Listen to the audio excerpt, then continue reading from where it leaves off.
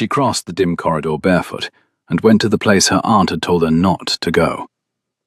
The chess room at Pembury Hall stood empty at this hour, lit only by a banked fire and the candle she had carried from her bedroom. The candle in her hand wavered in a faint draught from under a closed door at the far end of the corridor. She steadied it against her hip and felt the wax bead warm against her wrist.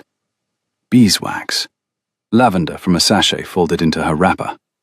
The cold, pressed tin smell of the chamber stick. 2 glasses of port sat on the small table beside the board, dark as garnets in the firelight. One was empty. The second had not been touched.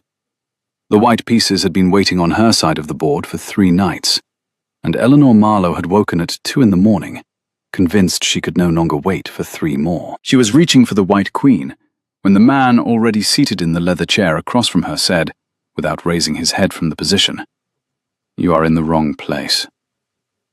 Her hand stilled an inch above the piece. She had not seen him in the deep shadow of the chair. He was very tall. Even seated, his knees rose past the edge of the table, and he wore a dark green hunting coat he had not bothered to change before coming downstairs. The wool was creased at the elbow, as though he had been leaning on the board for some time. The fire showed her, in turning patches of light, a strong jaw and a small white scar through his left eyebrow, both half turned away from her, and the long, careful shape of a hand that had been resting one knuckle on the White King for, she would have wagered, 20 minutes. "Possibly," she said. The word came out rather quieter than she had meant it. She did not move her hand. "But this is the only place in the house at this hour where the White Queen still has options." He looked up. For a long second he did not speak.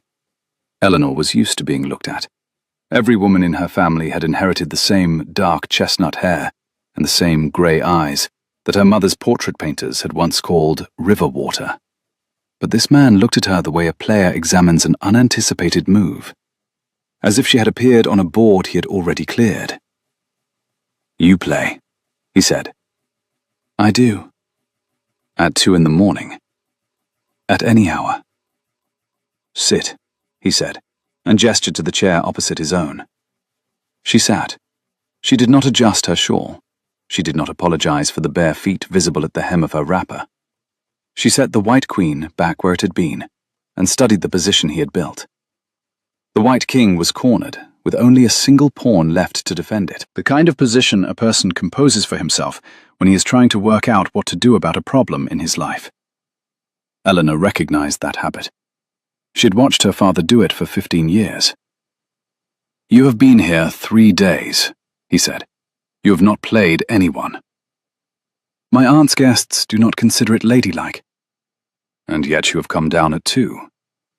"Because at 2, I do not need to consider it." That earned her the smallest twitch of his mouth. Not yet a smile. He was not a man who arrived at smiles quickly, but the suggestion that one might exist somewhere in his repertoire if a person were patient enough to find it. "Black or white?" he said. "You have white." "I am abandoning white. It bores me." "Then I will take it. White is more interesting." He inclined his head, slid 2 of his pieces back to their starting squares, and waited. She opened with a quiet move, a knight's pawn, 2 squares forward, as if settling into the game without intending to commit. He answered with a textbook reply. She mirrored. He developed. She castled early. He raised an eyebrow. "You are conservative." "I am not. I am waiting." "For what?" "For you to assume I am conservative." His mouth did the twitching thing again. He moved his bishop to a square that committed him to a position. She studied it for almost a minute, head tilted, one finger touching the gold signet on her left thumb, her mother's, set with a faint indigo stone she rarely wore in company. Then she took the bishop with a knight she had not yet developed. Her knight had been 7 moves from that square at the start of the game. He sat back. "I see." "I doubt that," she said pleasantly. "But you will." They played. He recovered. He was good. Better than most men she had played, including the brigadier her father had once invited to dine for the express purpose of being beaten by Eleanor's grandmother. He was good in the manner of a man who had been excellent at chess for so long that he had stopped having to think about it. Which meant, Eleanor knew, that he had stopped seeing what he was doing. He was a player of position. She was a player of patience. 2 o'clock in the morning was a patient woman's hour. By 3:30, his king was in a corner of his own making. She did not announce mate. She moved her queen into the only square that closed the position, withdrew her hand, and sat very still. He looked at the board. He looked at her hand. He looked at the queen. "Who taught you?" he said quietly. "My grandmother. Then my father. Then nobody. Because nobody else in my family would play me twice." He nodded slowly. He did not look uncomfortable. He looked the way a man looks when something he has been carrying alone for too long has just been set down for him by someone else. "What is your name?" he said. She thought about the answer for slightly longer than was necessary. The truth was a heavier thing to give than people understood. It carried obligations on the far side of it. She had not come to Pembury Hall to be Lady Eleanor Wexford.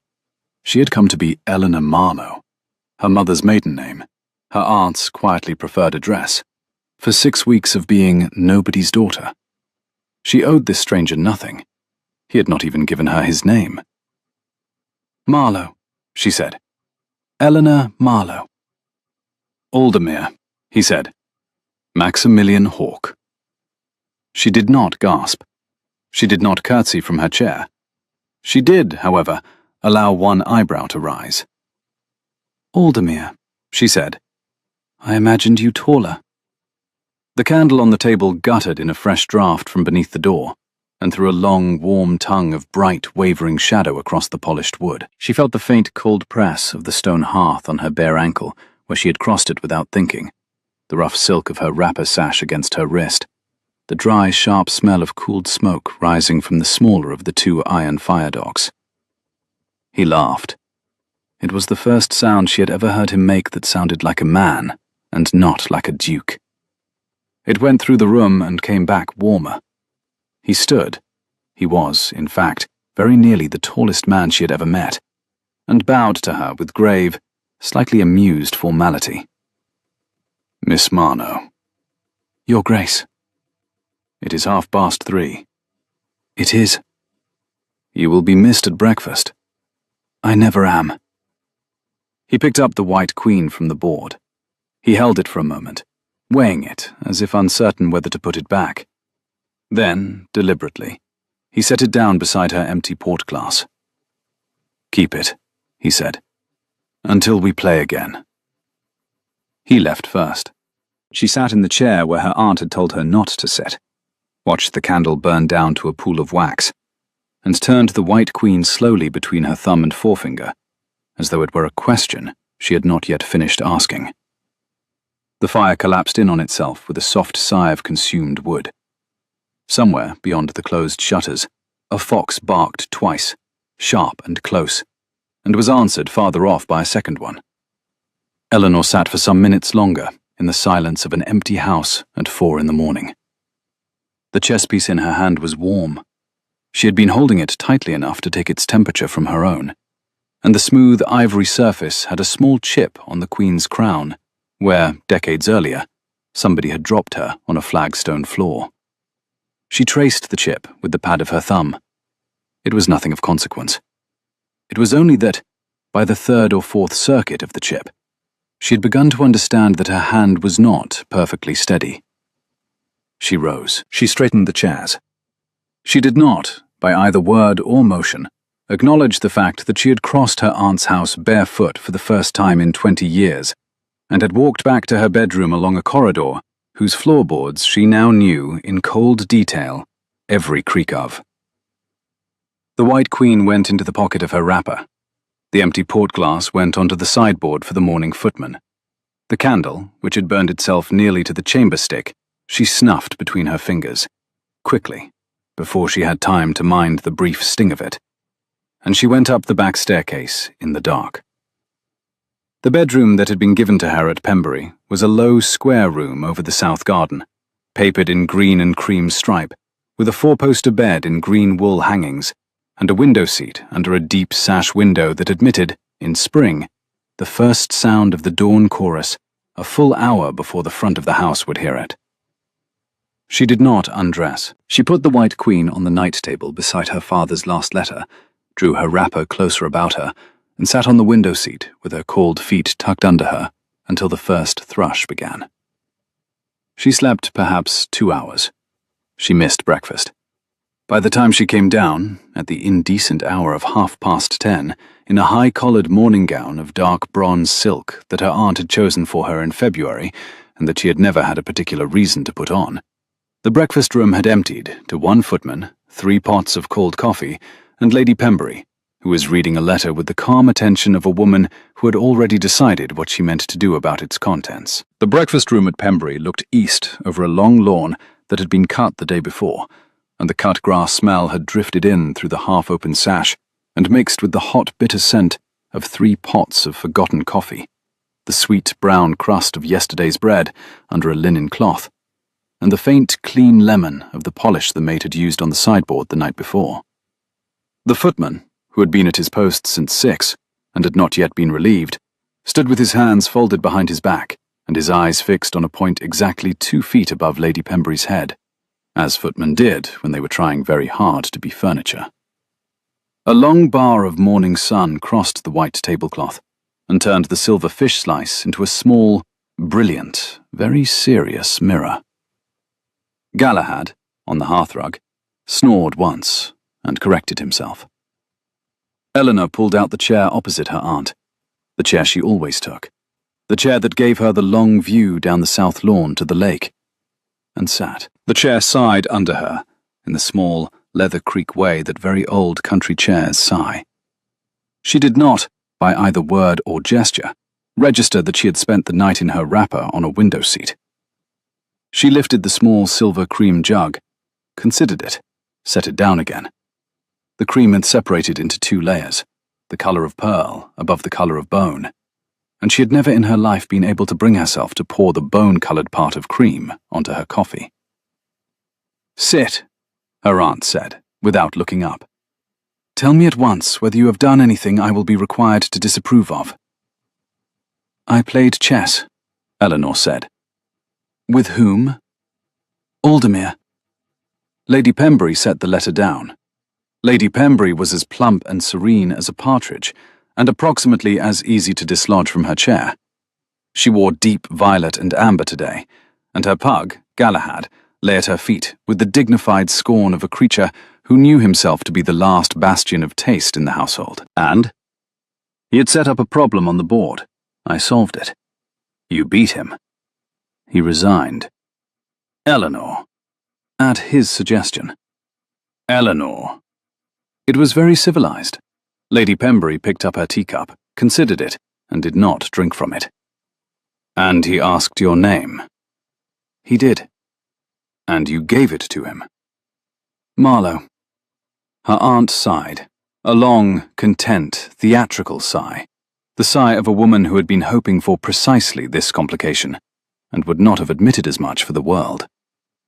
You have been at Pembury Hall for 4 days, Lady Pembury said. I had hoped you would be at least a fortnight before you began causing me trouble. He will look for you. He will not. He will. He has a tenant relief bill to push through Parliament, Eleanor said. She had been keeping count of his correspondence at Pembury for 3 days, because the postbag came up the avenue at the same hour every morning, and she was a woman who noticed which seals were on which letters. He will be in London by the end of the week. Which is not quite the same thing as not looking for you. It is exactly the same thing. Said Lady Pembury, who, it should be observed, agreed with very little that other people said, particularly not when she was about to behave as though they had said something else entirely. The morning room had gone very quiet, in the manner of a room that has decided, collectively, to wait and see. The pug on the hearthrug raised his head 1/8 of an inch, considered the air, and lowered it again. The footman, who had been refilling the cold coffee pots from a jug of fresh hot water in the sideboard, stopped pouring at the precise moment the jug had reached the proper level, and remained motionless with the jug still in his hand. Outside the open south sash, a robin in the wisteria, the same robin, Eleanor was reasonably sure, that had been in the same wisteria for 3 springs running, produced a single experimental note, considered the morning, and produced 3 more. There was a footstep in the doorway. Aldemir stood in it. He had bathed. He had changed. He wore a charcoal morning coat tailored close to his shoulders, and a pale waistcoat with thin silver stripes. And he did not, Eleanor noticed, look like a man who had spent much of the previous night working through a chess position with a stranger. He looked rested. "Lady Pembury," he said, and bowed. "Aldemir, you are late for breakfast." "I'm not breakfasting." "Then you are early for luncheon." "I've come to take leave of you. I depart for London this afternoon." "Already?" Lady Pembury did not sound surprised. Lady Pembury never sounded surprised about anything she had hoped would happen. "Miss Marlowe, my dear, allow me to introduce, although it would seem the introduction has in some informal sense already occurred, His Grace the Duke of Aldemir. Aldemir, my niece, Miss Eleanor Marlowe, who has come to me from the country and is keeping me from being unbearably bored this spring." "Miss Marlowe." Aldemir bowed. He did not, Eleanor saw, betray by so much as a flicker that he had taken her measure across a chessboard at 3 in the morning. "We have not been formally introduced. I am pleased to be so now." "Your Grace?" He held her eyes 1 beat longer than the courtesy required. Then he turned to her aunt. "I have a small request," he said.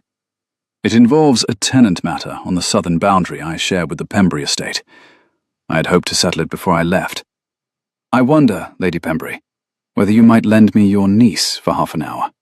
She came across the boundary lane yesterday on her morning walk. She will know the spot." Lady Pembury allowed her teacup the slightest of tremors. "You are inviting Eleanor to walk to a hedge with you, Aldemir."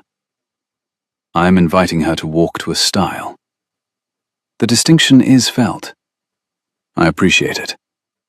"And what shall I be doing while you and my niece settle hedges and stiles?" "You shall be writing," said Aldemir gravely. "The most withering possible letter to your steward about this morning's coffee." Eleanor's mouth did something it did not often do. It almost smiled. "Very well," her aunt said. "Galahad shall accompany you, however. He is the soul of propriety. Eleanor, the bronze cloak, please, not the grey. The grey makes you look too sensible to argue with." So Eleanor went to walk to a stile with the Duke of Aldemir. The hawthorn had begun to flower along the boundary lane. White blossom rose on either side of the path, until the air was that specific spring sweetness that always made Eleanor, who did not believe in superstition, superstitious. Galahad waddled ahead of them, with the fixed determination of a creature who has been told he is propriety and intends to take the assignment seriously. "You are very quiet, Miss Marlowe." "You are taking me to a stile, Your Grace. I am conserving conversation for the dramatic moment of arrival." "There is no dramatic moment." "There is always a dramatic moment. Drama lives in stiles. I am sure you have noticed." He glanced at her. The small white scar through his eyebrow caught the light. "Why am I really walking with you?" she said. He did not pretend not to understand. "Last night," he said, "you closed a position I'd been trying to close for 9 days. It was a chess problem." It was not. She kept her eyes on the path. Galahad had stopped to investigate a clump of cowslips with the focus of a man assessing a parliamentary bill. "You composed a real problem onto a board," she said quietly. "You wanted to see whether the shape of it, taken out of words, was solvable." "Yes." "And I solved the shape." "You did." "Then you would like me to solve the original?" "If you can." She let 3 steps pass before she answered. The blossom shifted overhead. Somewhere behind a hedge, a thrush was carrying on a long argument with itself. The warm dust smell of the cart track, baked dry by yesterday's sun. The bright, sharp green of the new hawthorn leaves, wet from a small dawn rain. The cold, faint silver of the lake at the foot of the south meadow, visible in long, thin glints between the trunks of the oak walk. Eleanor catalogued each in passing, the way her father had taught her to catalogue items on a docket, marking them, filing them, before allowing herself to speak. "Tell me the original." He told her. He told her precisely, with the economy of a man accustomed to summarizing complicated matters for his father's solicitors. There was a stretch of moorland on his southern boundary that 3 families of his tenants had grazed, by long custom, without legal title. His late father had begun the slow process of formalizing their right. The process had been interrupted by his father's illness, and by the Duke himself becoming the Duke at 23 in the middle of a winter, with the entire estate machinery to learn at once. A neighbouring landowner named Whitford had since claimed the moorland under an old enclosure grant of doubtful provenance, and was preparing to fence it before the summer. Aldermere's solicitors had advised that the matter could be contested at law. Aldermere was inclined to contest it at law. The difficulty was that the case would take 3 years, would expose Whitford's hand publicly, and would mean 3 winters during which the tenants who had grazed the moor, 3 families, 11 children among them, 2 of whom kept Aldermere's own home dairy, would have to abandon their flocks and move away. He stopped speaking when they reached the stile. Eleanor put her gloved hand on the wood and looked over it. Beyond, the moorland rolled away pale gold under late April light. Sheep moved on it. A boy in a too large cap ran along a low wall, chased by a brown and white dog who appeared to be losing on purpose. "There is a faster route than the courts," she said. "Is there?" "There is. It is older and considerably more humiliating to Lord Whitford. It does not require litigation. It requires 3 signatures." "Whose?" "His." "Whose what?" "His 3 signatures." She turned to face him. "On 3 separate instruments, each acknowledging the customary right under common law of grazing in perpetuity. Your father did not need to enclose. Your father needed to record. The records are missing because they were never made. Make them now. Have your steward draw the deeds. Take them to Whitford in the company of your bishop, your member of parliament, and the magistrate, all 3 of whom owe your house a courtesy by long custom, none of which Whitford can refuse without humiliation. Tell Whitford the deeds are merely formal acknowledgement of what every man in the county knows is already true. Invite him to sign. He will sign. He will sign because the alternative is being seen to refuse 3 pieces of paper in front of the bishop, the member, and the magistrate. And once he has signed, the 3 years of litigation become 3 minutes of ink." Aldermere did not answer for the longest time she had ever stood beside a stile, in silence, with a man she had met at 3 in the morning. "Where," he said finally, "did you learn that?" "I read." "You read what?" "Land law, common rights case histories, boundary disputes." "Why?" She did not answer that. She lifted Galahad over the stile, which he tolerated with an expression of forgiving martyrdom. "You have not asked," Aldermere said carefully, "the more relevant question. The question of why Whitford is doing this." "I have not asked it because I already know the answer." He turned his head sharply toward her. "He wants something of you," she said. "Probably your support of his cousin's promotion to the bishop's bench. Probably his cousin's promotion to anything on which a duke's signature carries weight. The more is leverage. He is not interested in the more. He is interested in the price you will pay to keep your tenants where they are. Sign the deeds, take the leverage off the table, and his hand collapses.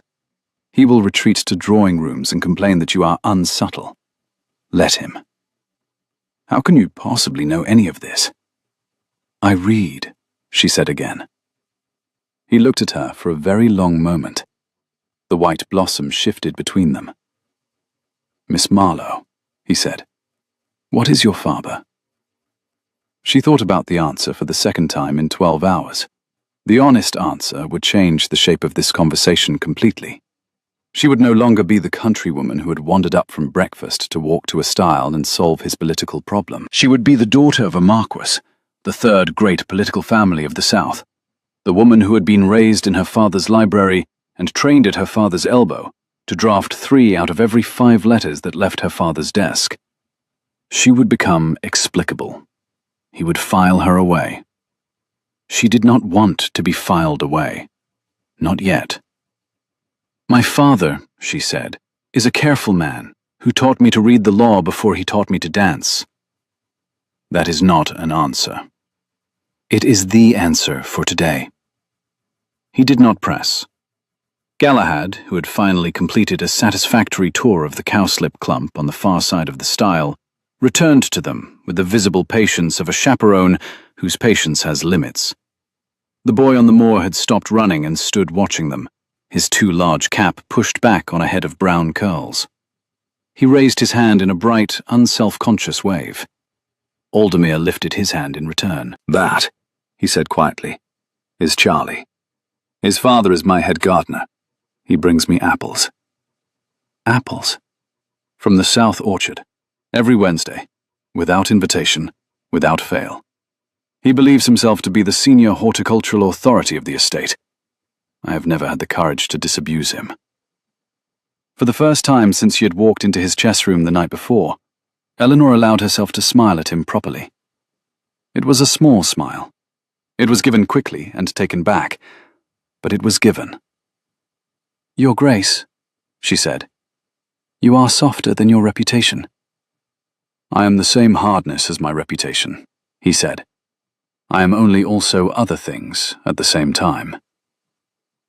They walked back to the house. He did not, this time, ask any more questions. She did not, this time, refuse any. They simply walked beside one another in the spring-warm hawthorn light, with Galahad puffing ahead of them, and at the front steps of Pembury Hall, he bowed over her hand and said, "I will write to you when I have spoken to Whitford." "To my aunt's house? As Miss Marlowe?" "As Miss Marlowe, yes."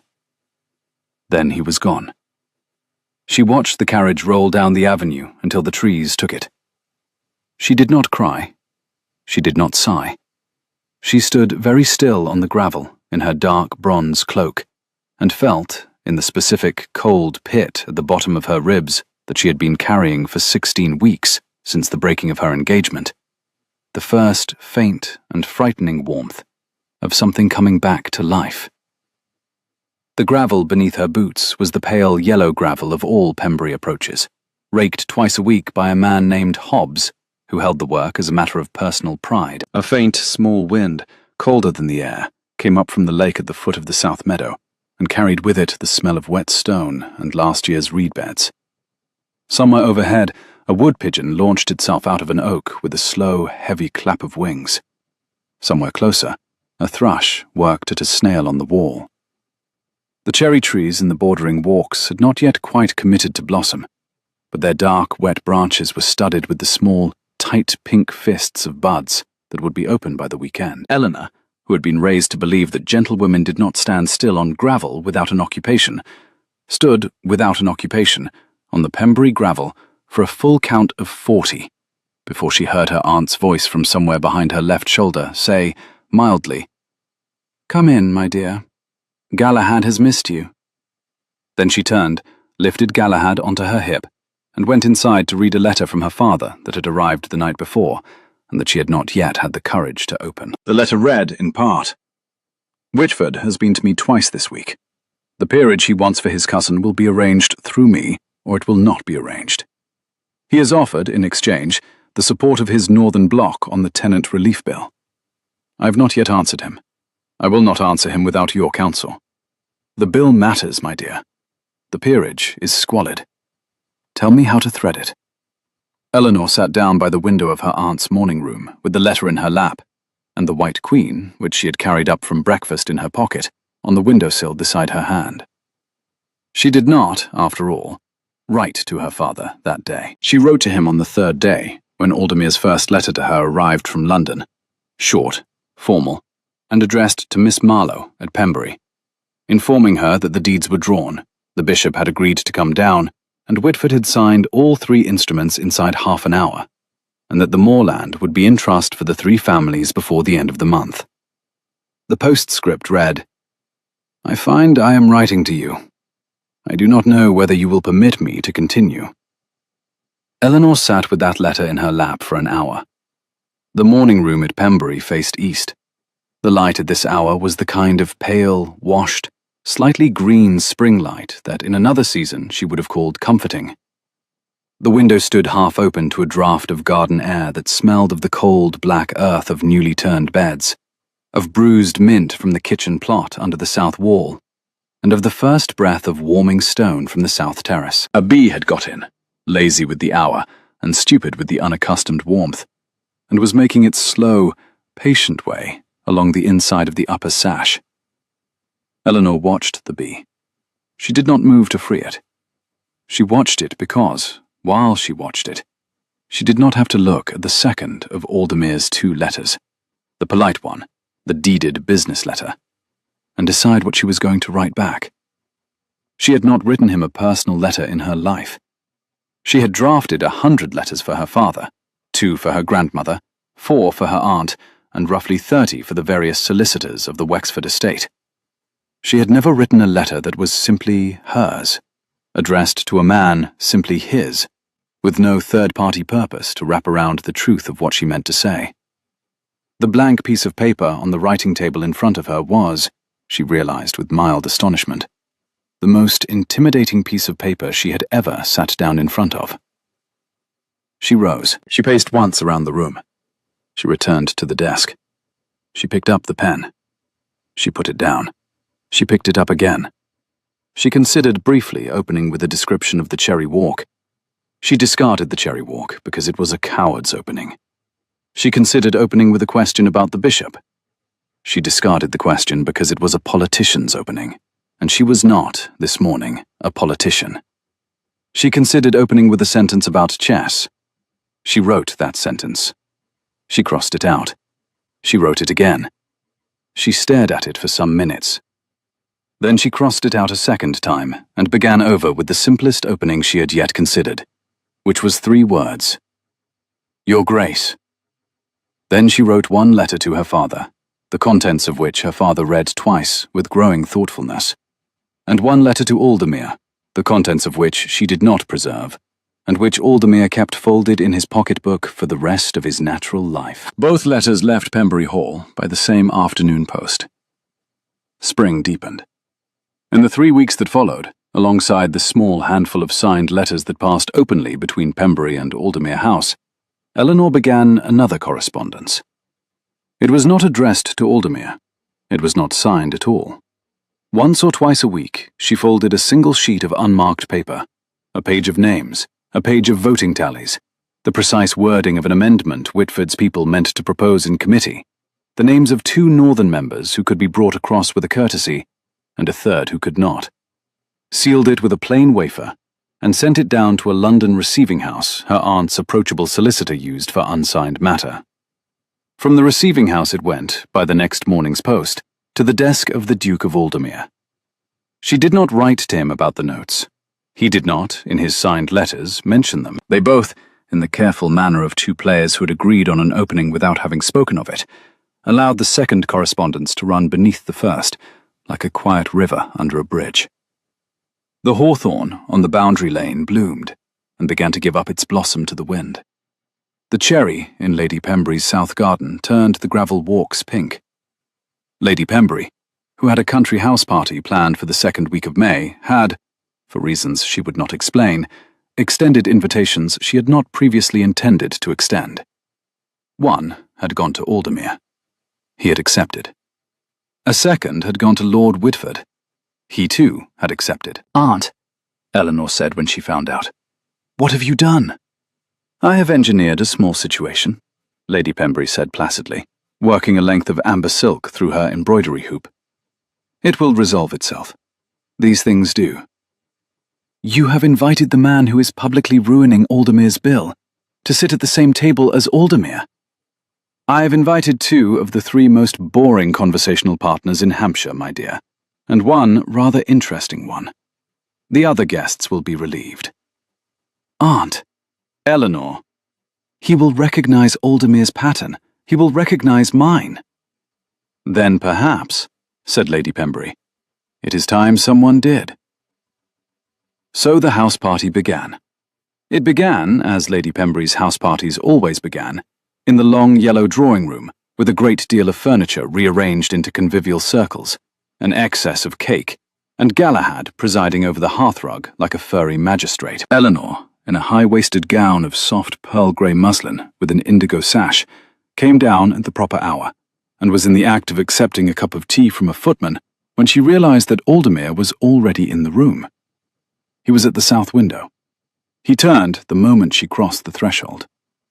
There was no missing the moment in which he saw her, because his expression, which had been polite and slightly bored, the expression of a man enduring a country house party for political reasons, went still. "Miss Marlowe," he said, crossing the room to her. He bowed. "Your Grace. It has been 3 weeks." "It has. You did not write again." "I did. You did not receive it. I sent it to Aldemir House by hand the day before yesterday. It will be on your desk in London by tomorrow." "What did it say?" The warm, sweet wax and candle smell of the long yellow drawing room pressed close around them. Behind her shoulder, the bright fire was throwing soft tongues of warm light across the polished oak floor. She felt the cold, smooth porcelain of the teacup against the pad of her thumb, and the rough silk of the indigo sash at her waist where her wrist had pressed it. "That Whitford has approached my aunt's solicitor, with a fresh proposal, through a back door. It is the same proposal as before, in different wrapping." "Through your aunt's solicitor?" "My aunt has many solicitors. One is paid to be approachable. He sends me everything." He looked at her. The small white scar through his eyebrow caught the late afternoon light. "You are doing my political accounting for me, Miss Marlowe." "I'm doing my own. It has incidental application to yours." He almost smiled. "I should be insulted." "You should not. You should be relieved that whatever I am doing for myself, I am willing to share the working of with you. For now." For now. A movement at the door. Only the small, soft sound of a footman stepping aside, but distinct in a room that had gone subtly quieter at the front hall side. Lord Whitford had entered the drawing room. He was, as expected, beautiful. Aldemir had told her once, in a London letter, that Whitford was the most handsome man in the upper House of Lords. It was meant as warning. He was very fair, very tall, very pale of eye, dressed in a dove-grey morning coat and ivory waistcoat that turned the spring light around him into a kind of halo. Eleanor had never met him. She had been, when she might have done, in mourning for her grandmother. She had been, more recently, broken off from the engagement that had nearly become her life and had not been receiving callers. He saw Aldemir first. He saw Aldemir with a small, polite, perfectly executed smile that did not reach his pale eyes. Then he saw Eleanor. And his face did something interesting. It did nothing. Which was, Eleanor knew at once, the most informative possible reaction. A man who registered a stranger felt one of 3 things: interest, indifference, or the specific blank of a man who was determined not to be seen registering. Whitford had chosen the third, which meant that Whitford had recognized her face. She had not been formally presented, but there had been a portrait in her father's London townhouse, done when she was 19, 3 months before her grandmother's funeral, that hung in the gallery off the drawing room where her father received political callers. Whitford had been in that drawing room twice this season alone. He inclined his head to her, politely, distantly, as to a stranger. "Lady Pembury," he said, advancing into the room with his perfect smile. "What a charming gathering. And Aldemir. I was not expecting to see you." "Whitford. I imagined you in town, working on your bill." "The bill is in committee." Of course, of course." Whitford turned to Lady Pembury. "Dear lady, present me." So Lady Pembury, who Eleanor reflected was enjoying this evening more than was perhaps strictly Christian, presented Lord Whitford to Miss Eleanor Marlowe, niece of the house. Whitford bowed over Eleanor's hand.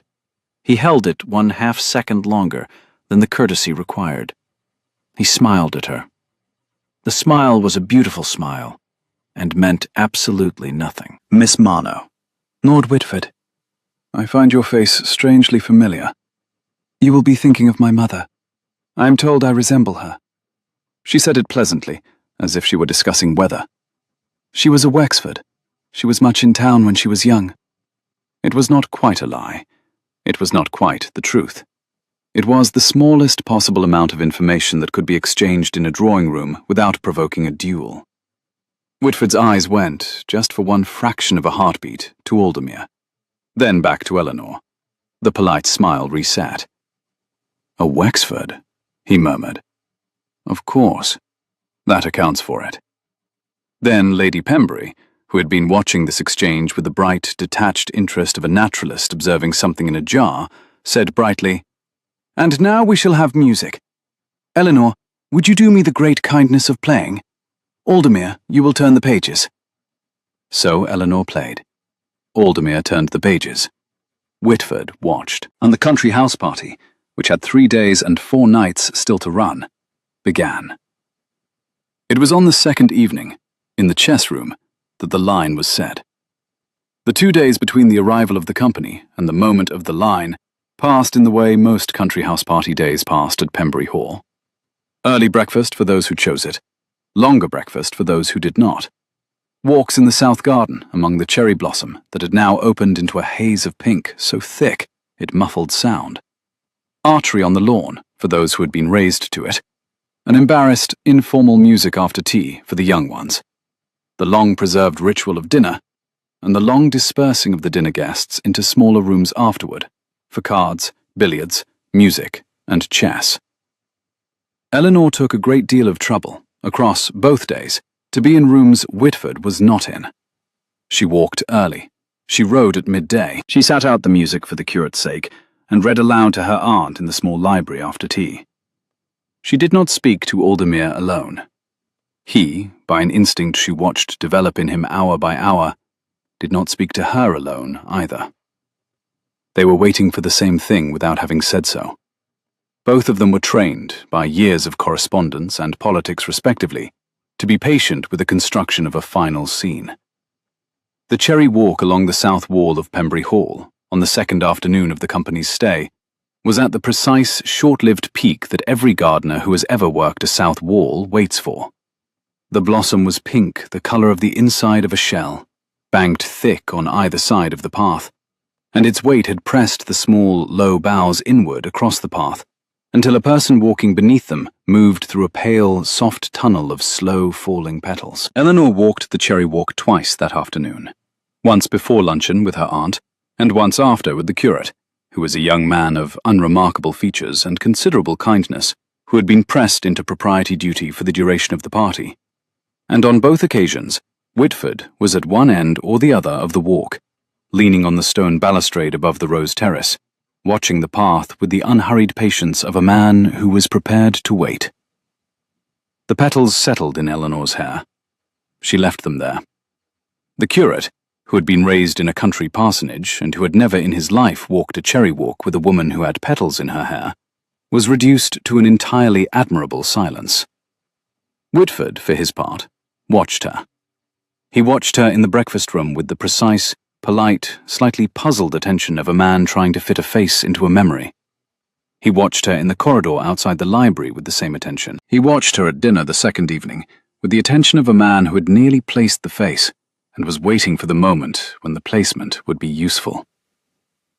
A letter arrived for Eleanor on the Tuesday afternoon, short, written in her father's hand, marked private, which she read once, stopped at the second sentence, and folded back into its cover before any other person in the house had observed her receive it.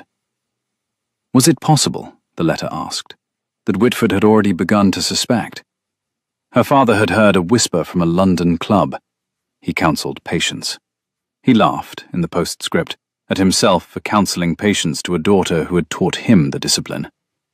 Eleanor had been watched by sharper eyes than Whitford's all her life, and she did not, by any expression of her own, give him the help she could see he was waiting for. She let him watch. She let him assemble the resemblance to her mother's portrait, the dark chestnut hair, the river-water grey of the eyes, the gold signet on the left thumb that ought not to have belonged to a country girl named Marlowe. And she watched him assemble those details with the calm certainty that he would not, in the end, do anything sensible with them. Whitford was a man who used recognition as a weapon. He would, when he had finished placing her, deploy the recognition. He would not, before that, simply ask. The chess room at Pembury Hall, by daylight, was not the room she had played him in at 3 in the morning. It was a long, bright space, with 2 windows opening onto the Cherry Walk, 4 leather chairs arranged in pairs, 2 boards always set up, and the perpetual smell of beeswax and of the cedar of the cabinet in which the older sets were kept. After dinner the room had filled, as such rooms do. Old Mr. Hartwell, who was 3 glasses past his limit, was attempting to defeat the curate at an opening Mr. Hartwell did not understand. 2 of Lady Pembury's young cousins were playing a noisy and incompetent game by the window. Whitford was sitting in the deeper of the 2 leather chairs by the fire, playing nothing, watching everything. The fire had been built up to a brisk evening burn against an unseasonable cold that had settled with the dark, and the candles in their sconces along the long inner wall gave the whole room a soft, underwater wavering of light. Galahad, who, as a senior member of the household, considered himself entitled to evening privileges, had taken up his position on the hearthrug between Whitford's boots and the fire, and was dozing with the particular vigilance of a pug who knew himself to be the only entity in the room with any moral authority. Aldemir had set up a problem at the far board. He had not invited Eleanor to join him. She had drifted to the board on her own, in a high-collared evening gown of deep emerald silk that her aunt had insisted upon, and was studying the position over his shoulder when he glanced up at her. "You see it?" he said, low. "Of course." "How?" "Mate in 3. Bishop sacrifice. The white king goes left, not right. The queen does not chase. Take with the bishop. Force him to take with the rook. Knight to f6. And the position is closed." She said it quietly. She thought she had said it quietly enough. She had not. Across the room, Whitford set down his glass with a small, precise click. "My word, Aldemir," he said. He did not raise his voice. He did not need to. The drawing room of Pembury Hall, like most drawing rooms in May, was bored, and bored rooms hear everything. Has it really come to this? A grown man cannot solve a chess problem in a country house drawing room without applying to the lady he is, what was the phrase, turning pages for. There was a small, uncomfortable laugh from Mr. Hartwell, who did not know any better. The curate, who did know better, found something interesting in his sleeve. Lady Pembury, on the chaise, did not move at all. Aldemir's jaw tightened. "Miss Marlowe is a strong player," he said. His voice was carefully level. "Of course she is. Country guards have so much time on their hands. It is charming." Whitford stood up. He crossed the room with the unhurried elegance of a man who has long understood that elegance is a weapon. He paused at the board. He looked down at the position. Then he looked at Eleanor, smiled his perfect smile, and said, in that low voice that carried, "But really, my dear young lady, there is such a thing as forgetting one's place. A drawing room is not a parliament. A duke is not a tutor. You should have known your place." The room did not breathe. Eleanor felt, with the unhurried clarity that always came to her in crisis, the precise shape of every person in the room. Lady Pembury, motionless. The curate, gone the colour of his collar. Mr. Hartwell, beginning to understand, beginning to be appalled. Aldemir, whose hands had gone still on the board, beginning to rise. She put her hand, very lightly, on Aldemir's shoulder. He stilled. She turned to Whitford. She did not raise her voice. She did not, in fact, raise anything. She simply looked at him, as one looks at a piece on a board one has played many times before. "Lord Whitford," she said, "you are mistaken about my place, but I forgive you the mistake. You will have many opportunities to correct it." She lifted her hand from Aldemir's shoulder. She inclined her head to the room as a whole, a polite, perfectly composed inclination, and she walked out of the chess room of Pembury Hall. She walked, in fact, all the way upstairs. The corridor between the chess room and the back staircase at Pembury was a long one, panelled in the dark oak that had been the proper material for country corridors in the year 1740, and had been the slightly old-fashioned material for country corridors ever since, hung with the small, dim portraits of various Pemburys, whom Lady Pembury referred to collectively as the disappointments. Eleanor walked the corridor at the unhurried pace she had been walking at when she had left the chess room, neither slower nor faster, the dark emerald silk of her gown a single sliding gleam in the candle-lit dim. She did not pass anyone. The household, with the particular intelligence household staff's reserve for the moment immediately after a public scene, had withdrawn itself into the back passages and the kitchen stair, and the front of the house was, for the duration of her ascent, a private corridor for one woman to use in any way she pleased. She used it for walking. She walked to her bedroom. She closed the door. She rang for her maid. She told her maid, quietly, to pack everything by morning and to tell the coachman they would be leaving at dawn. Then she sat down at the small writing desk by the window and wrote 2 letters. The first was to her father, 3 lines long. It read, "The matter is decided. I will be in London on Tuesday. Have the gallery curtains opened in the front drawing room. E." The second was to Aldermere, 1 line long. It read, "I did not need defending. I needed believing. I am not, as it happens, in the wrong place." She did not weep. Eleanor Marlowe, who had been Lady Eleanor Wexford for 25 years and Eleanor Marlowe for 6 weeks, sat at the writing desk in her aunt's house with the White Queen on the desk beside her hand and felt the cold pit at the bottom of her ribs reopen slightly, and did not weep. Then she went to bed. She left at dawn. The dawn at Pembury Hall in the 2nd week of May was a long, unhurried affair of bird noise and pale grey-green light along the eastern hedges. The thrushes had begun before 3. The blackbirds had joined them at 4:30. By the time Eleanor came down the stairs in her travelling dress, pale grey worsted, a darker grey wool cloak across one arm, the sort of clothes a woman wore when she had decided to be invisible inside a moving vehicle for 9 hours, the rooks in the southern elms had assembled themselves into one of those long, contented arguments rooks have at sunrise, audible all the way through the closed front doors. The front hall of Pembury was lit by a single oil lamp that the night footman had not yet snuffed. The marble floor, which by daylight was a warm cream checkered with dove grey, looked at this hour the colour of cold milk. The travelling cases stood in 2 neat columns by the double doors. Eleanor's maid had been weeping silently for the last 20 minutes. Her eyes were pink, and her mouth was set in the determined line of a woman who refused, on principle, to allow her mistress to see her cry. Eleanor had pretended not to notice.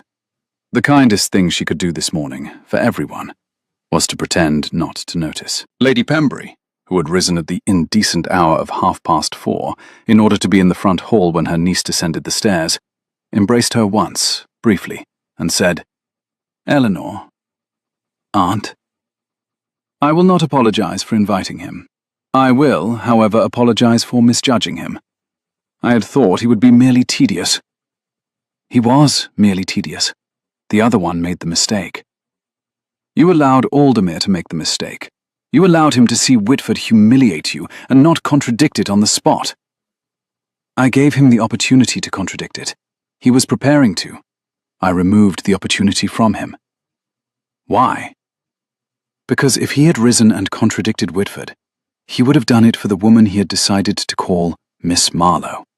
He would not have done it for Lady Eleanor Wexford. He would have done it for the wrong woman. I do not require to be defended by a man who does not yet know which woman he is defending." Lady Pembury looked at her niece for a long moment. "You are going to break his heart by Wednesday," she said. "I am going to give him the opportunity to find it. He may then bring it to me on Friday, and we will see whether it is the right shape. Eleanor, Aunt, tell your father I shall come up to London for the Wexford ball." "There is no Wexford ball." "There will be," said Lady Pembury complacently, and helped her niece into the carriage. The carriage rolled out of the avenue at the precise moment the sun cleared the eastern hedges, and the long shadow of the carriage was thrown ahead of it across the wet gravel for the first half-mile in the manner of a polite footman who had walked on ahead with a lamp. The road from Pembury to London was a road Eleanor had travelled in every season since the year she was 8, and she watched the familiar landmarks slide past the carriage window at the pace of a person reading a book she had read before.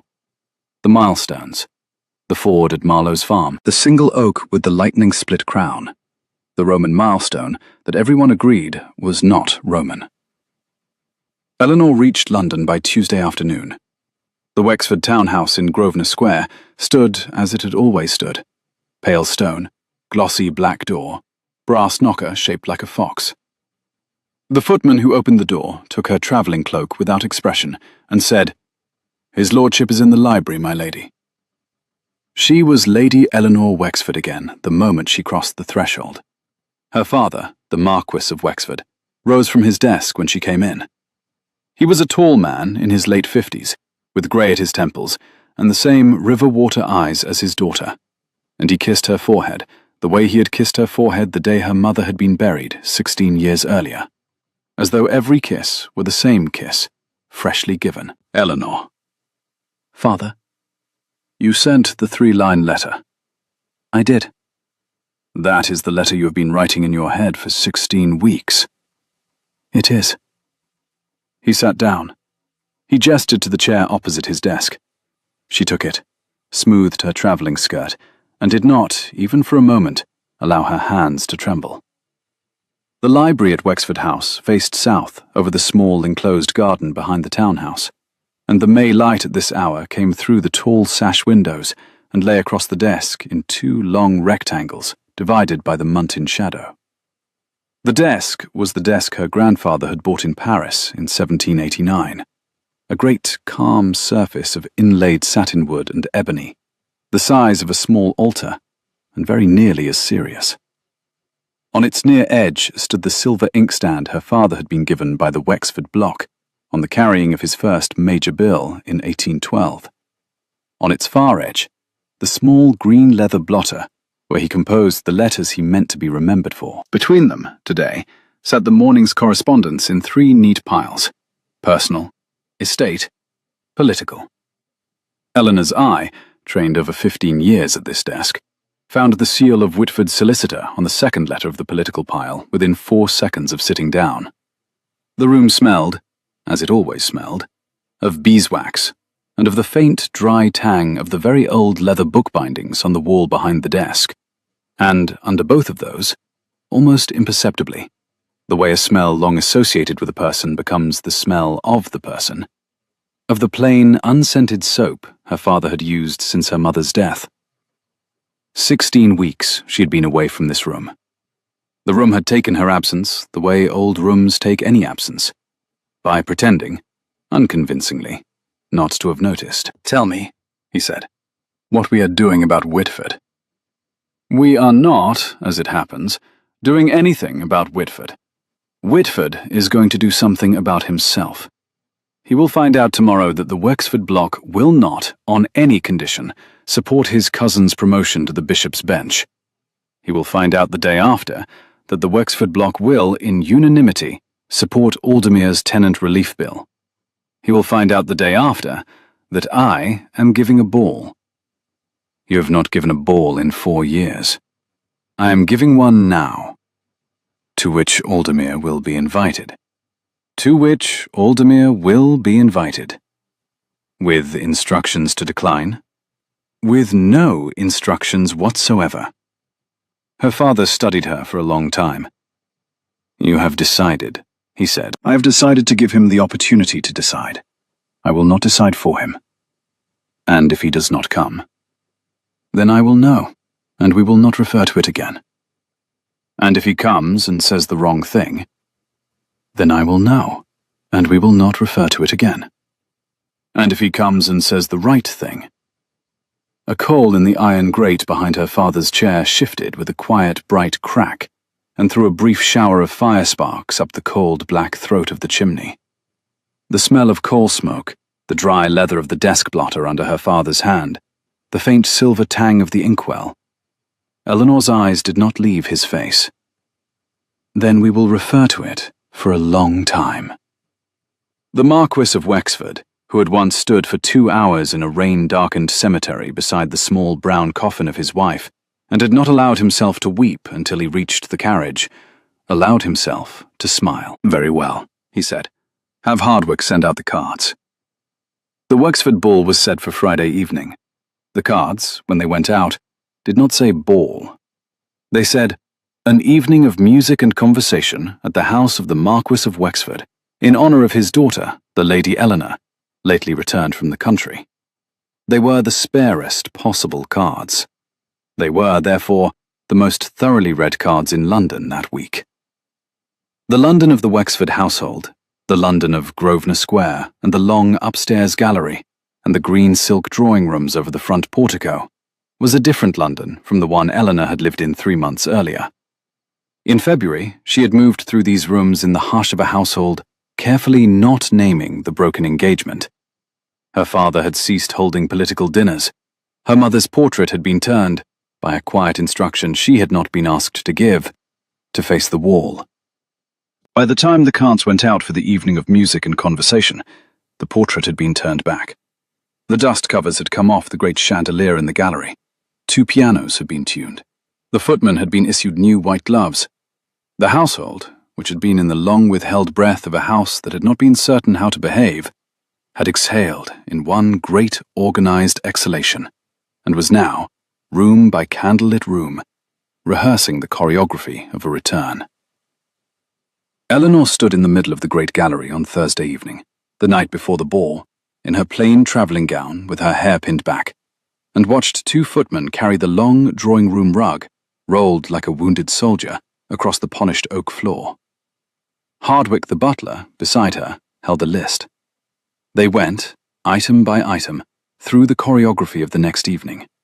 Where the orchestra, where the supper, where the candles, where the late footman, where the old Lady Wexford's silver. Hardwick had been butler at Wexford House for 31 years.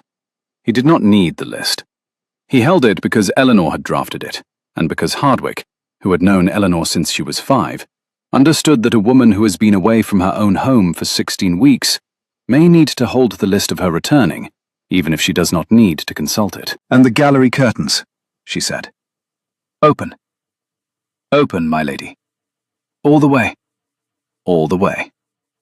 And the portrait. Restored to its position above the gallery hearth at noon today, my lady. May I add, your ladyship's grandmother would have approved. My grandmother would have selected a different gown." The cold, smooth marble of the gallery floor beneath her thin slippers, the warm wax and rose smell of 200 candles being readied in their silver sconces along the long inner wall, the bright, hard glitter of the chandelier's cut crystal as the second housemaid drew the dust cloth off. These were the small touches Eleanor had been waiting to feel for 16 weeks. Her hand on the brass stair rail was steady. Her breath was even. Her pulse, against the ruby at her throat, was quiet. Your grandmother, my lady, would have selected the dark ruby silk you have already chosen. Eleanor looked at Hardwick. Hardwick, who in 31 years had committed exactly 7 smiles to the service of the Wexford household, did not smile now.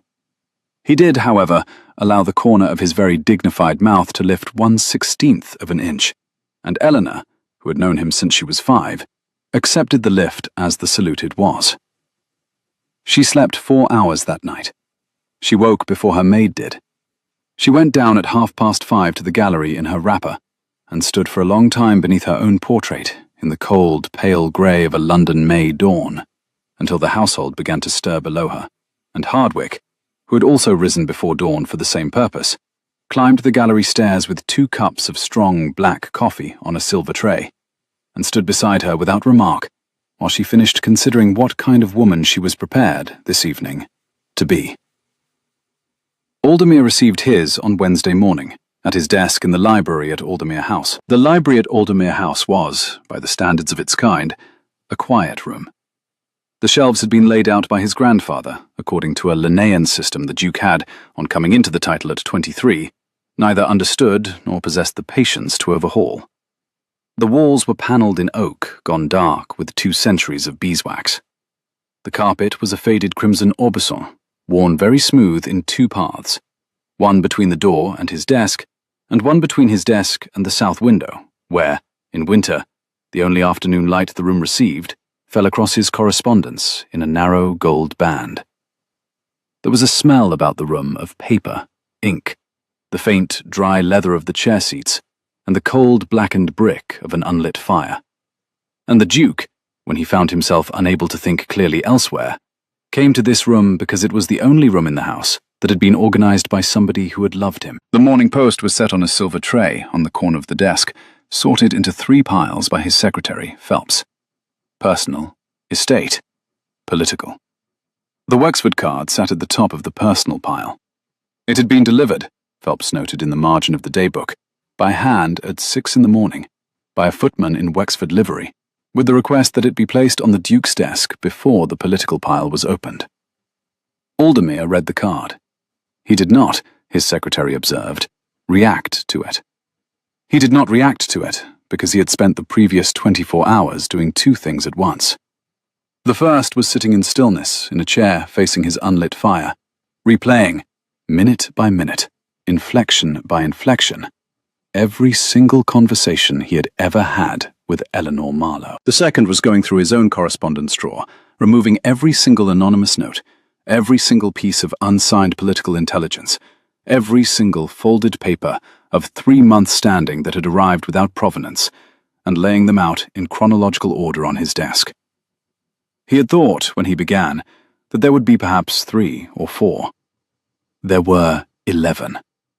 11 anonymous notes, in 11 slightly different hands, not, on closer inspection, 11 hands. One hand, deliberately disguised 11 different ways.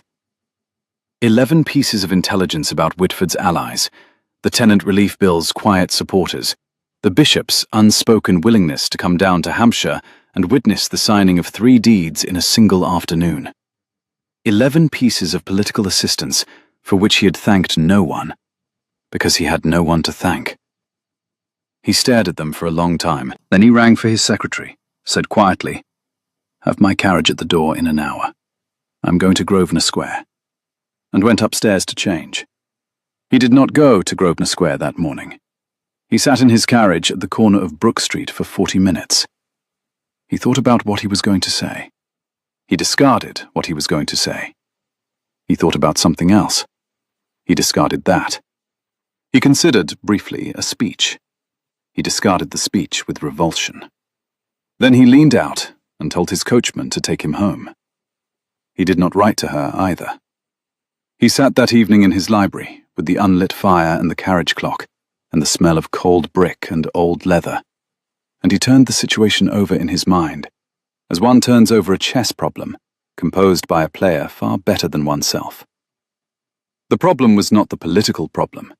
He had understood the political problem within 10 minutes of laying out the 11 anonymous notes. The political problem was, in fact, already largely solved on his behalf.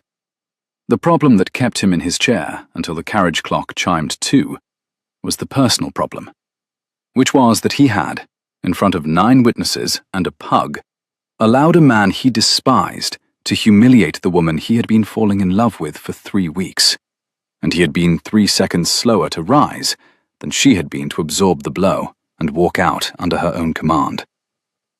3 seconds. He kept returning to the 3 seconds. They were the difference between a man who deserved her and a man who did not. They were the difference between a partner she could trust and a partner she could not. They were the difference, he understood at last, between the man he had thought himself to be at 3:30 in the morning over a chessboard and the man he had actually been at 9:30 in the evening with a glass of port in his hand and a sneer in the air. He went to bed at 3. He did not sleep. He rose at 5, dressed, and walked the length of Brook Street and back twice in the cold pearl light of an early May London dawn. And he understood by the time he came into a hot bath at 7 that there was no apology that could be written down. There was only the question of whether one continued to be 3 seconds too slow for the rest of one's life, or one stopped. He did, however, take her invitation card off his desk, and put it in the inside breast pocket of the coat he meant to wear on Friday. It stayed there for 36 hours. The Wexford Ball, which was not, by its card, a ball, opened at 9 in the evening on Friday, with 240 of the most curious people in London streaming up the marble staircase of the house in Grosvenor Square. The drawing rooms had been opened. The gallery doors had been opened. The portrait of Lady Eleanor Wexford at 19, 3 months before her grandmother's funeral, hung in its proper place at the head of the long gallery. Lady Eleanor Wexford herself stood beneath her own portrait at the foot of the gallery, in a gown of dark ruby silk that her aunt had personally sent up from Hampshire that morning, with a single ruby on a thin gold chain at her throat, and her mother's signet ring on her left thumb. Her hair was up. She had let her own maid put it up, instead of the elaborate London arrangement her father's housekeeper had wished, and the effect, simple, dark, glossy, would have looked plain on another woman, and looked, on Eleanor, like a deliberate refusal of ornament. Her father stood beside her. People came. People bowed. People made polite, slightly stunned conversation about the country, about Hampshire, about the recent excellent weather, about anything and everything that was not the question that was actually in the room, which was, where had she been, this Marquis's daughter, for 16 weeks? And was it true she had broken her own engagement? And was it true that the man she had broken it from had subsequently been refused entry to 3 of the better houses in town? Whitford did not come. He had, an hour before, sent a curt note pleading a sudden illness. The card, Eleanor noticed, had been read aloud by Hardwick, the butler, with a flatness that suggested Hardwick had had something to do with the precise arrangement that had made the illness necessary. Aldermere did not come either. By 10:30 he had not come. By 11 o'clock he had not come. Eleanor smiled. She danced. She laughed at something her cousin said about the curate. She did not look at the door. At 17 minutes past 11, the music dropped in volume. Only an instant, the kind of instant a trained orchestra produces when a note is being added to the room. And her father, beside her, said quietly, "Eleanor." She turned. Aldermere was at the head of the gallery. He had come, she saw at once, alone. He had not brought a single member of his entourage. He was in formal black, with no ornament except his father's hawk-crested signet, and he looked, even from this distance, like a man who had spent the past 48 hours arguing with himself and had lost. He did not, she observed, look at the room. He looked at the portrait. He stood beneath the portrait of Lady Eleanor Wexford at 19 for a long time. He looked at it as a man looks at a piece of evidence whose significance he had not previously been allowed to interpret. Then he turned his head, slowly, and looked at her. He crossed the room. He did not move quickly. He moved at the pace that did not suggest urgency, because urgency would have been a discourtesy to her, and he knew it. The gallery, which had been filled with conversation, was no longer filled with conversation. 240 of the most curious people in London had collectively realized that something interesting was about to happen at the foot of the gallery, and they had collectively decided to allow it to happen. He stopped 3 feet from her. He bowed. "Lady Eleanor," he said. It was the first time she had ever heard him say her name. "Your Grace." "I have come," he said, "to ask whether you would do me the honor of dancing with me, if I am not too late to ask." "You are not too late." He held out his hand. She put hers in it. The orchestra at the head of the gallery was a small one. 6 players, hired for the night from the household of a friend of her father's, set up on the small dais beneath the long bank of candles where the gallery ceiling rose into its pale blue and cream coffer. They had been playing, when Aldermere entered, the second of the long Vienna waltzes that had become, this season, the music a London hostess put on when she wished to indicate that her party was both fashionable and, at the same time, perfectly serious. The first violin, who had been taking his cues from the conductor and not from the room, looked across at the conductor in mild confusion when, at the end of the figure, the conductor lifted one finger, paused the orchestra for the briefest of breaths, and motioned the strings to begin again at the longest of the introductory passages, the one that allowed two new dancers a full 40 seconds of slow, gliding entrance before the rhythm tightened into the dance proper. Eleanor, who had been raised in this house and who had been counting bars at her father's parties since she was 9, felt the courtesies it was being given and inclined her head a quarter of an inch in the direction of the dais. The conductor, a small, grey-haired German who had once played at her grandmother's golden wedding, inclined his head a quarter of an inch in return. They danced. The orchestra, sensibly, played the longest waltz they knew. He did not speak for the first bar. She did not speak for the second. "I thought you would not come," she said, at the third. "I almost did not. I came twice yesterday and turned back." "Why?" "Because I had not yet worked out what I would say." "And have you worked it out?" "No, but I have stopped trying." "That is a wise decision. I do not require a speech." "I have not prepared one. I have, however, brought you something."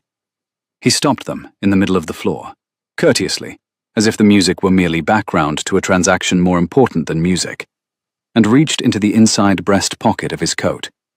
He took out a small object wrapped in white silk. He placed it in her hand. It was the White Queen. "I kept her," he said, low. "I told myself it was because we had not yet finished the game. It was not. It was because I had taken her from the board the night I met you, and I did not, even then, want to give her back." She closed her hand around the Queen. "You may finish the game," she said. "On Wednesday next, in the small library here, at 3 in the afternoon. I shall have the board ready." 3 in the afternoon. "I no longer play at 3 in the morning. I have been 3 weeks at home and have grown civilized." "I do not believe you have." "Then you will be the first, Your Grace, to find out." The music came back into the room. They danced. He danced, she discovered, like a man who had been taught at 12 and had been required to do it 3 or 4 times a year ever since, against his will, with patient competence and no flair. She liked him better for it. They did not speak again for the rest of the dance. When the music ended, he bowed over her hand. He said, "Wednesday." "Wednesday." He turned, as a man should turn, and made his way back across the gallery. And as he reached the threshold of the room, he stopped, briefly, deliberately, beneath the portrait of her at 19, and he inclined his head to it, not to the room, to the painting. As one acknowledges, formally, an entity to whom one has been very recently introduced, and from whom one has obtained a courtesy one did not deserve. Then he was gone. Eleanor, who had not wept since the night her engagement had broken 16 weeks earlier, did not weep then either. She did, however, allow herself to lean, for 1/2 second only, against her father's arm, and her father, who knew his daughter, did not say anything, and did not move, and did not look at her, and did not betray by the slightest movement of any muscle that he had felt her lean. Then she went on dancing. Wednesday came. He was punctual to the minute. The footman showed him into the small library, a south-facing room with 2 windows onto the rose garden, 2 leather chairs, and 1 chessboard set up on a table between them. The white pieces were on his side, the black were on hers. She was already in the room. She had risen at her usual hour, 6:30, the hour her grandmother had risen at. She had spent the morning in the great library at Wexford House, drafting a long letter to her father's secretary about the autumn parliamentary session, and she had taken her luncheon at the small writing table in the morning room, with a plate of cold chicken and 1 peach from the hothouse beside her papers. By the time the carriages began to be heard in the square at 2:30, she had bathed, changed into a soft, slate-grey gown, of the sort her mother had used to wear when she meant to give a serious afternoon to a serious purpose, dressed her own hair simply, and walked down to the small library 20 minutes early. She had set the board out herself. She had set a small carafe of water and 2 glasses on the side table. She had drawn the curtains back fully on all 4 windows, because she wanted, when this conversation took place, to have light. Then she had taken her seat opposite the door, black side, since it had been hers all along, and she had sat very still in the gold quiet of the south windows, and waited. "You have given me white," he said. "You preferred black last time. I am giving you the chance to be bored by white again." He sat down opposite her. He looked at the board. He did not, immediately, touch a piece. "Lady Eleanor." "Yes?" "Before we play, there is something I would like to say. It is not a speech. It is 2 sentences." "Then say them." The leather of the chair beneath her was warm, where her wool skirt pressed against it. The smooth, dark wood of the chess table was cool beneath her fingertips. Outside the south window, a thrush in the wet hedge stopped its quiet conversation, considered the silence in the small library, and began again. The smell of beeswax from the freshly polished mantel and the dry, sharp smell of newsprint from the morning paper folded on the side table met in the air between them. He looked at her steadily. The small white scar through his eyebrow caught the spring light from the south window. "I should have stood up the moment Whitford spoke," he said, "and I did not. The reason I did not is that I was 3 seconds slower than you, and you removed the necessity from me. I will not be 3 seconds slower again." She inclined her head. The afternoon light moved one slow, pale finger along the polished wood of the chess table.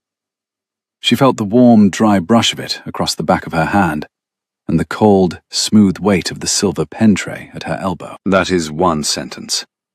The second is shorter. I have been 3 months becoming, by accident, the kind of man who deserved to receive the help you were giving me anonymously. I would now like the rest of my life to be spent becoming, deliberately, the kind of man who deserves to receive it, openly." She was silent for a long time. "Your Grace," she said at last, "you do understand that the second sentence was very nearly a speech." "I do." "And you swore there would not be a speech." "I did." "You will be required, throughout the duration of this acquaintance, to forfeit 1 chess piece per speech. You may select which piece in advance." "My queen." "Your queen?" "It is the piece I value most. Therefore the forfeit will be felt." "The forfeit is felt, as written." The small library was at this hour the warmest room in the house. 3 windows along the south wall threw 3 slanted bars of late spring sun across the polished cherry wood floor. The 4th window, smaller and west-facing, threw a 4th bar at a different angle, so that the carpet between the 2 leather chairs was crossed by a faint asymmetric grid of light that shifted, every few minutes, as a slow procession of high white clouds passed overhead. The chessboard sat in the center of that grid. The pieces were the old Wexford set, a plain cream and a dark walnut, the tallest pieces a hand high, with the small, flat, circular bases that did not tip easily on a table that had been brushed by a careless skirt. Hardwick had set them out himself an hour before. Hardwick had also, Eleanor noticed, left 2 crystal glasses of clear water on the corner table behind her, and a small silver tray of plain biscuits, and 1 folded white linen napkin, in the manner of a man who had not asked what was about to take place, but who had a reasonably accurate suspicion, and intended to be prepared. She moved a pawn. He answered. They played. They played for an hour and a half, by which time her queen had taken 4 pieces, and his had taken 6, and the position had reached the kind of careful symmetry that only happens between 2 players of nearly equal force, which, Aldemir had begun privately to recognize, they were, given the same hours of practice. She was the better tactician. He was the better closer. The combination was extraordinary. He had never had a partner across a board who saw the game the way he saw it. He was beginning to suspect he had never had a partner across anything who did. He moved a knight. She did not move at once. She studied his move for a long time, and then she looked up at him, and she said quietly, "Maximilian." It was the first time she had used his name. "Yes. My terms. Yes. I will marry you. I will marry you because I love you. I have loved you since the morning you would not look at me at breakfast and pretended we had not met.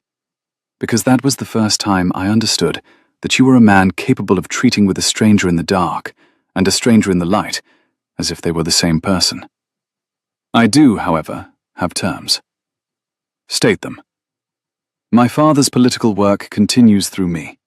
I will not retire from it. I will not become an ornament in your house. I will draft, I will correspond, I will arrange. I will do it openly, and it will be known that I am doing it. If your peers find this irregular, you will defend me. If they find it scandalous, you will defend me. If they find it attractive, which they will not, you will be mildly amused, but you will still defend me. Yes. She paused. She had been speaking, she realized, for some time without inflection, the way she had heard her father speak, from the head of a long dining table to a row of attentive politicians. She softened her voice deliberately. Second, when the tenant relief bill passes, which it will on the Wexford block in the second week of June, you will not, in your speech of thanks, refer to my work. The work was my father's, formally, and will be received as my father's. I do not require the public credit. I do, in private and in our own household, require the truth.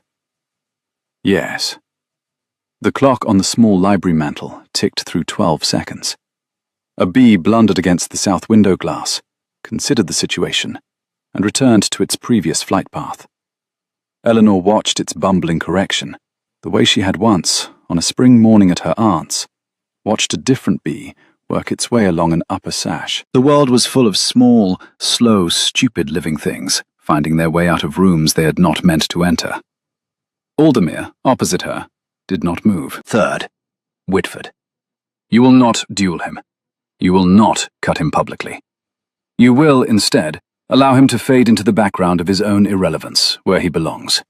And you will give me, privately, behind closed doors of this household, and never in public, the satisfaction of having made him irrelevant by means he cannot complain about without confessing that he was once relevant.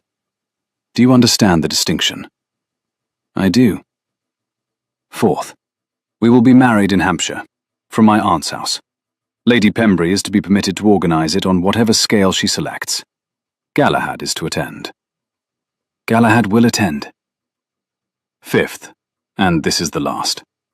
You will not, on any occasion ever again in our shared life, tell anyone, including me, including yourself, and including any future child of ours, that anyone has, in any context, exceeded their place. He looked at her steadily. I accept your terms. He did not look at the board. He did not, for a long, unhurried moment, look anywhere except at her face. The bar of sun that had earlier crossed the carpet had moved by perhaps 3 inches over the course of the terms. It now lay across the small mahogany table at her elbow, and lit, very precisely, the edge of the white queen on its windowsill spot above the desk in the corner of the room. The queen Eleanor had taken from Pembury, and brought to London, and placed in this room, because she had wanted, when this conversation finally happened, the queen to be in the room. The light caught the small chip on the queen's crown. The chip, which had once been the kind of detail Eleanor noticed only because she was holding the piece, was today, by some quiet trick of her attention, the most visible thing in the room. Outside the south window, a sparrow attempted to settle on the wisteria, and was persuaded otherwise by a small breeze. The clock on the mantel went on with its careful interior conversation. Somewhere along the corridor, very far off, a door closed, and then was followed by the muted footsteps of a footman crossing the marble of the entry hall on his way to the back of the house. Eleanor was aware, with the cataloguing precision she had been trained for, of every one of these small noises, and she was aware, simultaneously, that Aldermere had not, in fact, moved. Then move, she said, and finish the game. He looked at the board. He moved his king. He did not, she noted, move his queen. That is not a winning move. No, it is mine. She looked at him for a long, slow moment. Then she leaned forward across the chessboard and, very deliberately, knocked her own king onto its side. "You have won," she said. "I have not." "You have. I resign in your favor." "That is not how the game is played." "It is," she said, "how this game is played. The game began 3 weeks ago, with you abandoning White because it bored you. It ends today with me resigning to a king who refuses to move his queen because he understands that if he loses his queen, the game is over, and the game must not be over. There is, Your Grace, a longer game now." He stood up. He came around the table. He took her hand, gently, formally, the way a man requests permission from a woman, not the way a man takes possession of a woman. And he raised it to his mouth, and he kissed it. Then he kissed her. It was not the kiss he had imagined. He had imagined, in the carriage on the way over, a kiss of solemn dignity, the kiss of a man rendering homage to a woman whose superior social standing he had now formally acknowledged. The kiss that actually happened was nothing of the kind. It was warm. It was uncomplicated. It was answered. And when he stopped, because he was, after all, still in the small library of the Wexford townhouse at 4 o'clock in the afternoon, and there were footmen, she was smiling. He had not, until that moment, ever seen her properly smile. "Maximilian," she said. "Eleanor, you may sit down. We are not finished. There is more. There is the question of our wedding present to one another. I have given mine considerable thought. And you will be required, on the day of our marriage, to teach Charlie how to play chess. Charlie, your gardener's boy, the apple boy. He has, I am informed by your steward, who corresponds with my father's steward, demonstrated a precocious interest in your chess set since you returned from London. He has been seen, twice, attempting to move the white queen by herself across the board. He believes she is dancing. You will teach him. I will teach him. You will teach him patiently. You will teach him as my grandmother taught me. You will teach him as a person who is loved is taught. I will. And you will, she said softly, permit him, when he is ready, which I am told will be in approximately 6 years, given his current rate of progress with apple varieties, to defeat you, fairly, for the first time, on a Wednesday afternoon in the South Orchard. And you will tell him then that he has played excellently. And you will say it because it is true. Eleanor. Yes? How long have you been thinking about this? Since the first letter I had from you, the one in which you mentioned the apples. I have been thinking, since then, about the kind of life that would deserve a small boy bringing apples on Wednesdays without invitation. I have thought about it a great deal. He looked at her. That, he said, is what I love about you. It was the first time he had used the word. She did not, this time, look down. She did not look away. She did not, as she had once allowed herself to do in her aunt's morning room, allow herself to feel anything in the cold pit at the bottom of her ribs. Because there was no longer a cold pit at the bottom of her ribs. There was only spring light coming through the south window, and a chessboard between them with a king on its side, and a man across the table, who had told her the truth in 2 sentences and a kiss. Maximilian, she said. Yes. The small library was very quiet. The bee at the south window had given up at last and gone, but the sweet, faint warmth of the rose garden air still moved through the room and stirred the loose curl at her temple. The smooth ivory of the white queen on the windowsill behind her glowed bright in the slanting 4 o'clock light. She felt the warm, steady pulse at her own wrist as it pressed against the dark wood of the chair arm. I love you also. I had hoped. You had earned. That, he said, is the better word.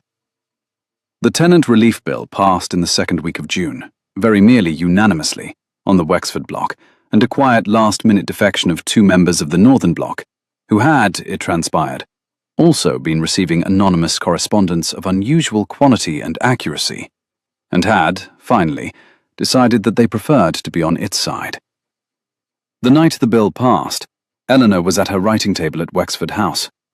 She heard the news the way she heard most political news, through a back door of the household, by a footman bringing her a folded note from her father's secretary on a small silver salver at 11:15 at night. The note said only, "Carried, 218 to 34. Whitford absent. M is rising to thank." She read it twice. She set it on the desk beside the White Queen, who occupied her usual spot on the windowsill above the desk, among a small standing army of Eleanor's pens, 3 blotters, and a single dried sprig of hawthorn she'd carried back from Pembury in her travelling case and had never quite known what to do with. She did not move for several minutes. She listened to the house, the soft, slow tick of the long case clock in the front hall, the distant murmur of her father's voice in the library below, the quiet rumble of an empty hackney passing in the square. And she let the news settle. Then she rose, went down the servants' stairs in her stockinged feet, opened the back door of Wexford House onto the small mews garden behind it, and stood for one long moment in the cool night air, looking at the pale sliver of June moon above the chimneys. She did not cry. She had not, in fact, cried at any point this season, but she stood in the mews garden with the moon on her face and the new green smell of the kitchen herbs around her ankles, and she allowed herself to feel, the way an honest accountant allows herself to feel a balanced book, the simple, uncomplicated satisfaction of a thing carefully done. Then she went back upstairs and finished the letter she had been writing to her aunt about the wedding flowers.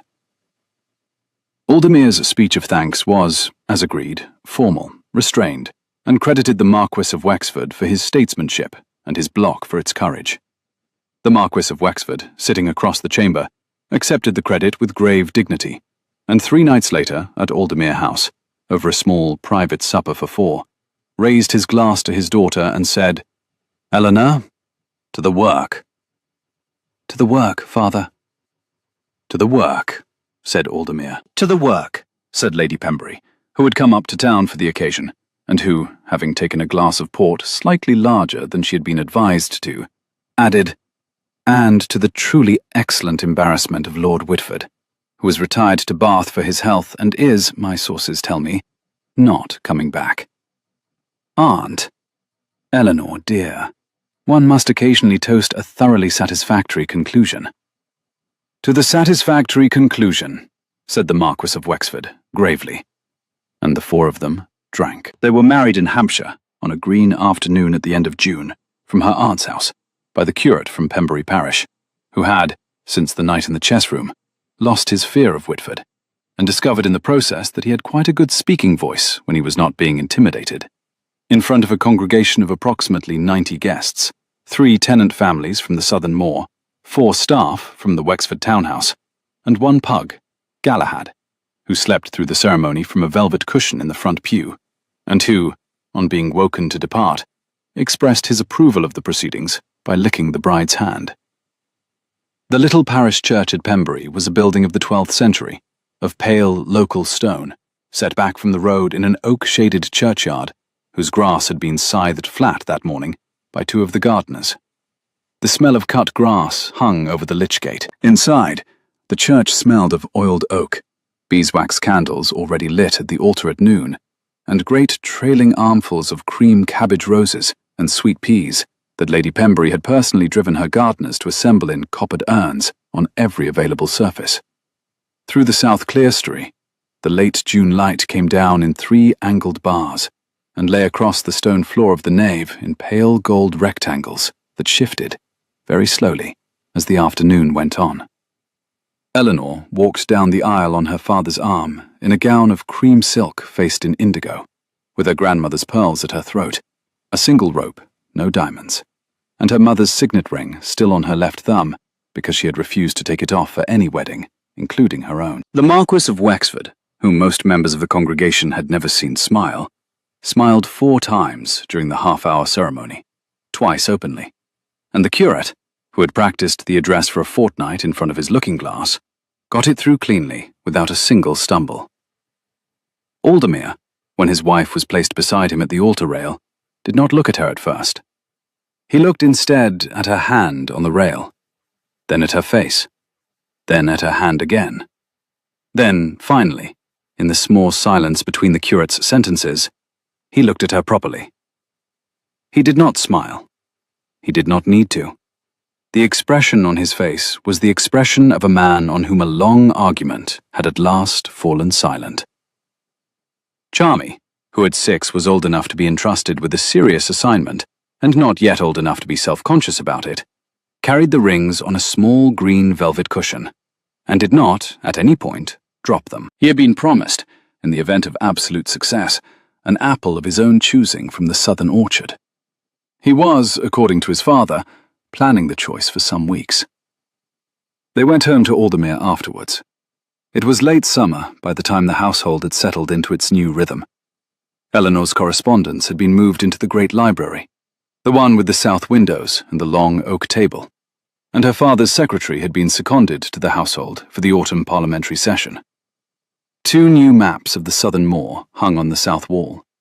3 deed boxes, securely locked, sat on the lower shelf.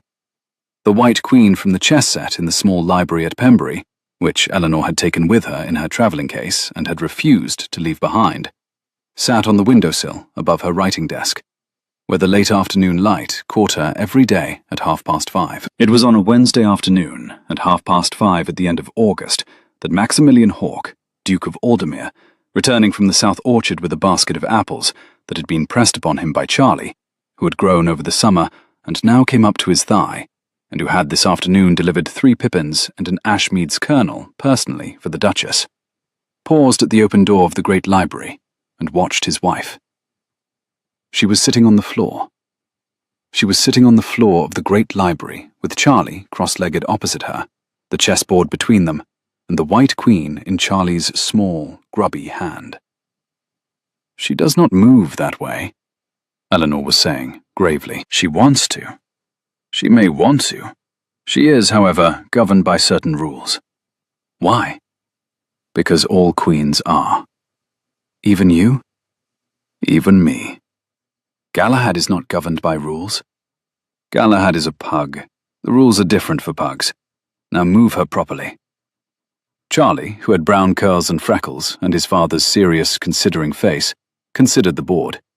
Then, with great care, he moved the White Queen 6 squares forward in a perfectly straight line and put her down beside the Black King with the firmness of a small judge passing sentence. "Like that?" "Exactly like that." "Have I won?" "You have." "Did I win because she danced?" "No, you won because you saw the line. It is the better reason. Remember it." Aldemir did not move from the doorway. He stood, he had been standing, he realized, for some minutes, and watched his wife, in a high-waisted gown of soft summer indigo, with her hair down for the heat, teach a 6-year-old to think 6 squares forward. The small White Queen sat between them on the polished oak floor. The light through the south window was the same colour as the hawthorn blossom afternoon outside Pembury, and the same colour, almost exactly, as the candle that had burned itself out in the chess room of Pembury Hall on a night in late April, when a woman in a wrapper had walked barefoot down a corridor and chosen a chair her aunt had told her not to take. He stood in the doorway with a basket of apples and watched her. After a long moment, without looking up, she said, "Maximilian." "Yes?" "You have been standing in that doorway for 4 minutes." "I have." "Charlie has noticed. Charlie thinks you are inspecting his form." "I am admiring his form." "Have you brought the apples?" "I have." "Then come in. You are no longer in the wrong place. You have not been in the wrong place for some time." He came in. He set the basket down on the long oak table. He crossed the polished floor of the great library, because his wife and a 6-year-old were sitting on it, and it would have been graceless to ask them to rise. He sat down on the floor opposite Charlie. Charlie, with the air of a man including a junior partner in an important enterprise, slid the chessboard sideways to make room. "You may take the black side, Your Grace," Charlie said, in his small, serious voice. "The white side is the better one. I am keeping it." "Of course you are." "You may have the king." "Thank you. Do not move him too much. He is older than the other pieces and tires easily."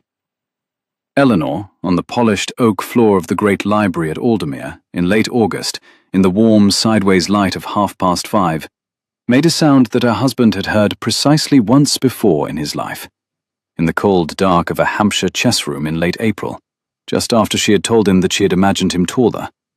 And he turned his head, in the way of a man who's been waiting since April to hear the same sound a second time, and watched his wife laugh.